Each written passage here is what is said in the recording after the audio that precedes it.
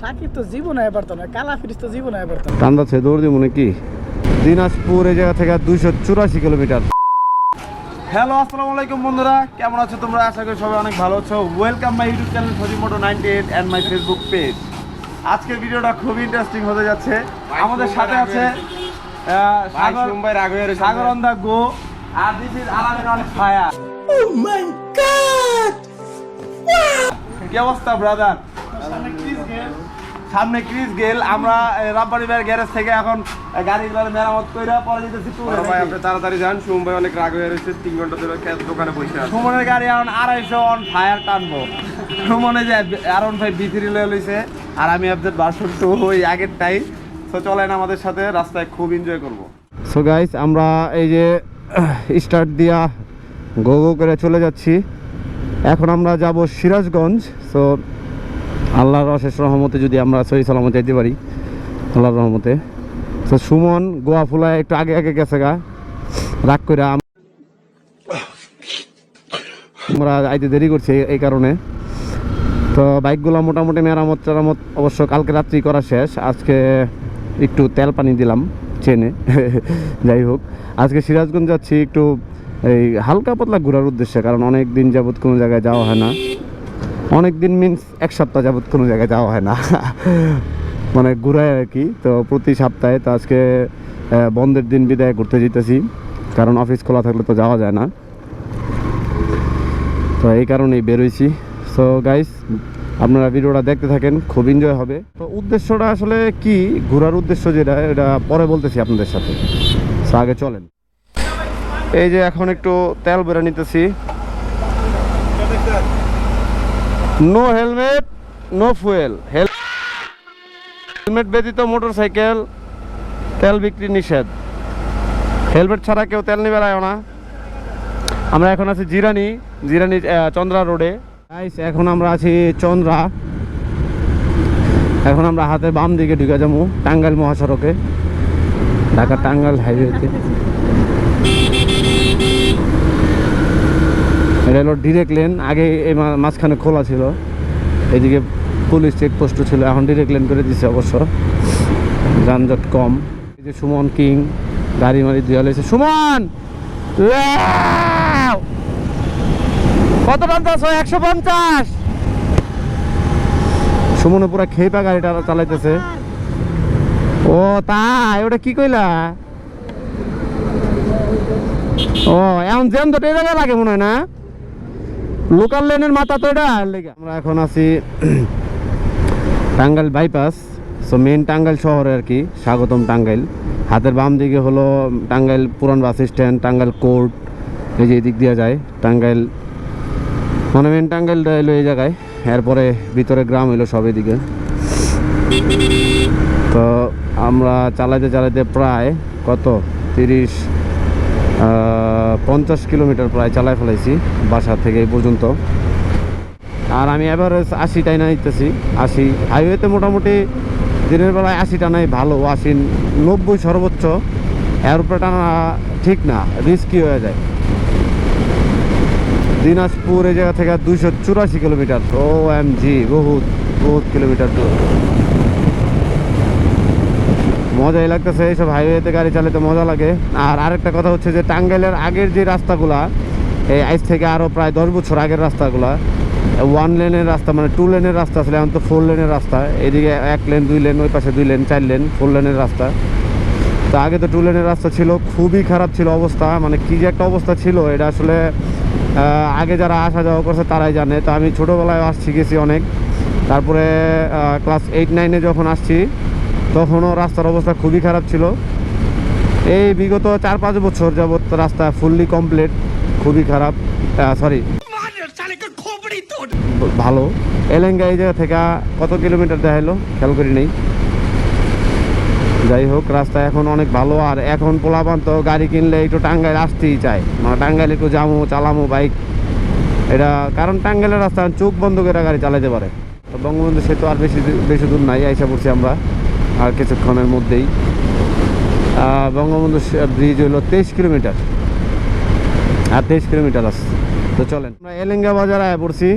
এই যে এলেঙ্গা বাজার রাস্তাঘাট অনেক সুন্দর করে ফেলেছে। অবশ্য গেছে বছরও আইছিলাম, কিন্তু তখন তো আর ভিডিও করতে পারিনি। এলেঙ্গা বাজারে ঢুকলে আসলে একটা ভাইব আছে, মানে বোঝাই যায় যে এলেঙ্গা আয়া পড়ছি। তখন এটা আসলে কোয়া লাগে না যে এলেঙ্গা আইছি না কোনে আইছি, মানে এলেঙ্গার ভাইব দেখলেই বোঝা যায় যে এটা এলেঙ্গা। যানজট, বাজারটা একটু বড়, গাড়ি গুড়ি ভরপুর, সেই লেভেল থাকবে। চিপা চাপা দেয়, ঢুকতে কিছু করার নাই। ও এন্ডা রং রোডও মারতে দেখা যায়। ইউটার্নের ব্যবস্থা সব অফ করে দিছে এন্ডা বাজারের মাঝখান দিয়ে। তো প্রায় এখন বাজে 1:30, আমাদের আরো প্রায় 1 ঘন্টা লাগবে আমাদের গন্তব্য স্থানে পৌঁছাইতে। আকাশটা দেখ সেই লাগতেছে আসলে গাইস, আপনারা দেখতেছেন নাকি আমি জানি না, কতটুকু বুঝা যাইতেছে বুঝতে পারতেছি না। দেখেন আমি একটু দেখানোর চেষ্টা করি। ও ওয়াও, এদিকের যে মানে আকাশটা এত সুন্দর লাগতেছে বলার বাইরে, আসলে নিজের চোখে না দেখলে বোঝা যাবে না কতটুকু। দেখতে দেখতে আমরা বঙ্গবন্ধু সেতু আইসা পড়ছি, মানে যমুনা সেতু। যারা যমুনা সেতু নামে চিনেন তারা তো চিনেন, আর যারা বঙ্গবন্ধু সেতু নামে চিনেন তারা বঙ্গবন্ধু সেতু। অন্যান্য সেতুর মতো টাকা না দিয়ে দেওয়া পারতাম, টান দেওয়া তাহলে আরো বেশি ভালোই তো। টান দাচ্ছে দৌড় দিব নাকি? 50 টাকা তো বহুত টাকা, না দিলে আবার বেজাল। দেও টাকা দাও, তুমি তো দিবা 50 টাকাই তো, নাকি বাড়ছে ভাই 50? তো চলো বাবু, আমরা এখন তোমার নিয়ে তোমার জীবনের প্রথম মুঠি।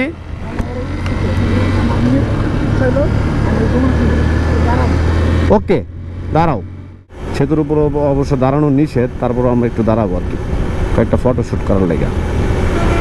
সামনে মনে চেকপোস্ট টেকপোস্ট আছে, ও সিসি ক্যামেরা আছে, দাঁড়ানো তো ইম্পসিবল।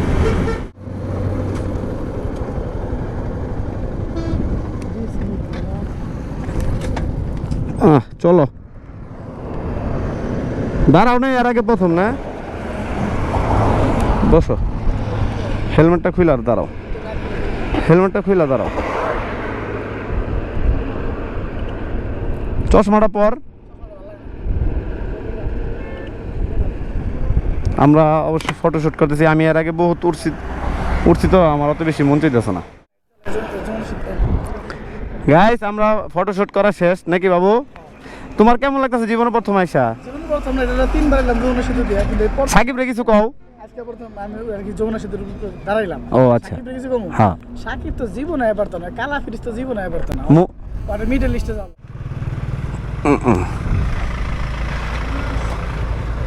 ও বড় ভাইরা গাড়ি লয়ে আয়া পড়ছে, ছবি তুললাম দেখা। যাই হোক, তো খুব ভালো ছিল ফিলিংসটা। আর আরেকটা কথা বলে রাখি, যমুনা সেতু হলো যে 4 কিলোমিটার, 4.12 মেবি। 100 কিলোমিটার বেগে টাইনা গেলে লাগে 4 মিনিট পার হইতে। 4 মিনিটও লাগে না, আরও কম লাগে। গাইস আমরা এই যে আমাদের গন্তব্যের প্রায় অনেকটা কাছে এসে পড়ছি। এখন শাহজাদপুর, আচ্ছা যাই হোক, এটা হলো সায়দাবাদ কয় না, সায়দাবাদ মোড় কয়। এই যে মাদ্রাসা, এই যে এই যে এটা, আমি এটার কথাই কইছিলাম। ওই লিজা, ওই নাহিদ আয়া পারবি? এই দেখ আয়া পড়ছি তাকে গ্রামে। গাইস আমরা এই যে যেতে যেতে তো আরেকটু কথা বলি, সেটা হলো এই শাহজাহানপুর নাকি শাহজাহানপুর রোড আর কি, যাই হোক।